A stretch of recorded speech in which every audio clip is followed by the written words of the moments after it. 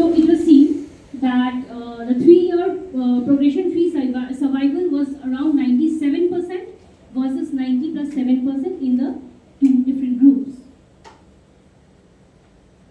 And the p-value was just about significant.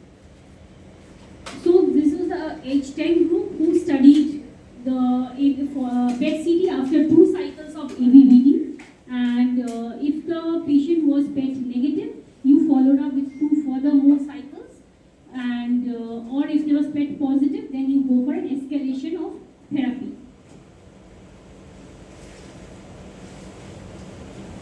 So those patients who was positive on PET after 2 cycles, it was suggested that you go for an escalation of therapy with BIACO. But mainly for a practical purpose, we do continue with further 2 cycles of therapy and then check them further, because BIACO, this was a Western study, and treating these patients in our setup sometimes becomes a challenge with all the cytopenias and everything that we have.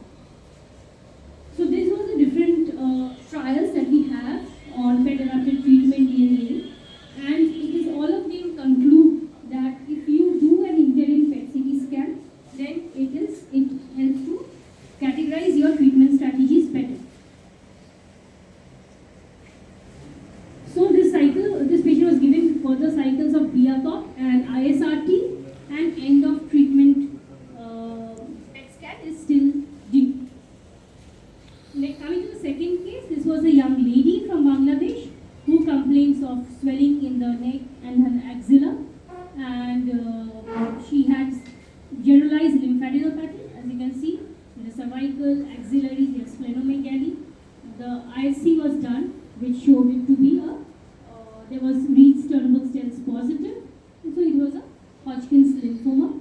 PET-CT was done, and it showed lymph nodes involvement on both sides of the diaphragm, as well as there was uptake in the spleen and marrow. So this was a stage 4 disease. So then we come, this is a advanced stage. And so how do you teach advanced stage? This is a Rathel trial who said after 2 cycles of BVD, you can go for a PET-CT, and if the PET is negative, then you follow it up with 4 more cycles, and further was follow-up. Some elderly patients, you omit the bleomycin because it causes pulmonary fibrosis.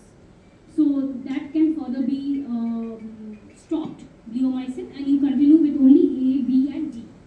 However, if the patient is PET positive, then you are asked to escalate to BIACO therapy.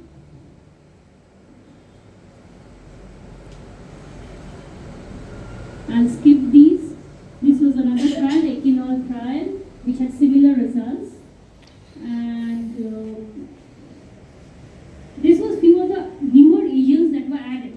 Whether adding a newer agent like Livornomab or Dacarbazine, it was beneficial or not. And it was seen if it was a patient with a PET positive, and if you added the newer agents, these are more targeted therapies, then it was actually very beneficial. So this patient was PET positive, interim PET positive. He was given 4 more cycles of BIACO, and end of therapy, patient was revealed as in complete remission. However, after 1 year, these patients, how do we follow up? For the first year after completion of therapy, you do follow up once every 3 months, and beyond 1 year, you do it for every 6 months till 5 years of follow-up. So she was in remission, but after 1 year, this patient noduled another swelling coming up in her neck with fever and pruritus. Repeat PET-CT was done, which showed lymph nodes again. It had recurred. So what are our options now? Whenever we suspect a relapse in such cases, the recommendation is to repeat a biopsy, because sometimes the types of lymphoma, they change. Sometimes Hodgkin's may convert to a more aggressive group, like the non-Hodgkin's group, or even in the and other varieties. There are differences between the T cell, B cell, there's quite a difference. So it's always recommended that you repeat the biopsy and you do a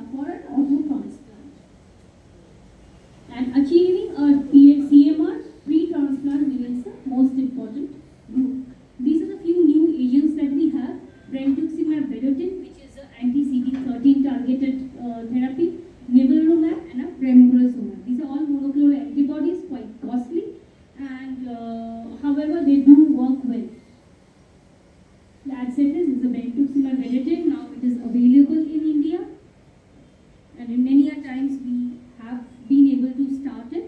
But even though I work in a corporate setup, even for us it does remain a challenge to do these monoclonal antibody therapies in the for a long time. This is brentuximab plus salvage therapy. You have ifosfamide, cyclophosphamide, and etoposide, ICE therapy, CPI, and the levolumab. This is another your checkpoint inhibitor, it's called. And so these are the various algorithms that we have. I'm not going to details of those. It can be used as a first relapse or even after multiple lines of relapse therapy, or even if the patient has been primarily refractive, has not responded at all since the first line of therapy. So you see there's a wide separation of curve after transplant, and these patients, even after 42 months of therapy, they are doing well with an overall response rate of around 85% and a complete response of 67%. These are different therapies, salvage therapies that we have, which I'll not go into the detail. So the lady was given 4 cycles, and then after she achieved a complete remission, she was taken up for auto transplant, and she was doing well. So this comes the ugliest part, where there can be a relapse even after transplant. So those patients who relapse even after autologous transplant, we think of an allogenic transplant, and we look for donors. Either they may be their siblings, or an unmatched donor, or a haplotransplant with either of their parents.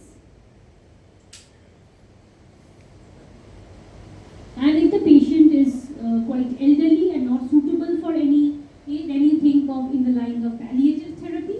And palliative therapy can be any of those newer agents that I said, with just a single agent.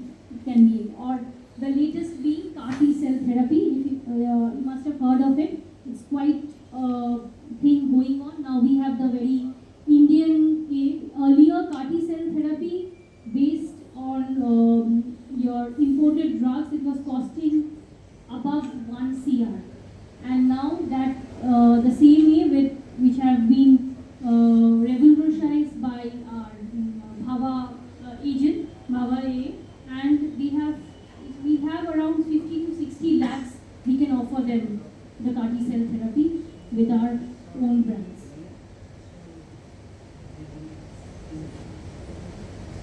So to summarize, early stage can be treated with 2 to 4 cycles of ABBT, plus if it is localized disease, then you can give them intra-site radiotherapy.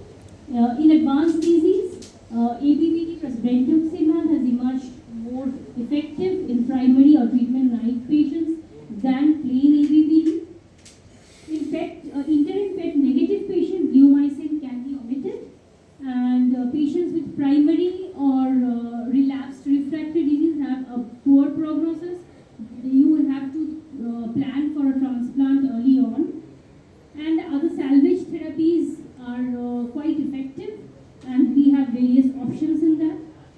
Hodgkin's lymphoma, for all practical purposes, remains a highly treatable disease, as good as tuberculosis, which is endemic in our country.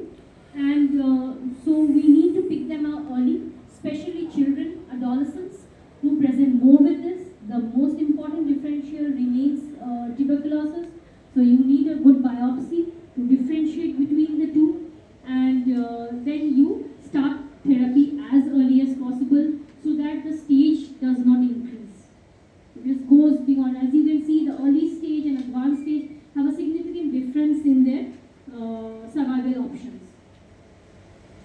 So thank you for your patient hearing, and I'd like to take up any questions.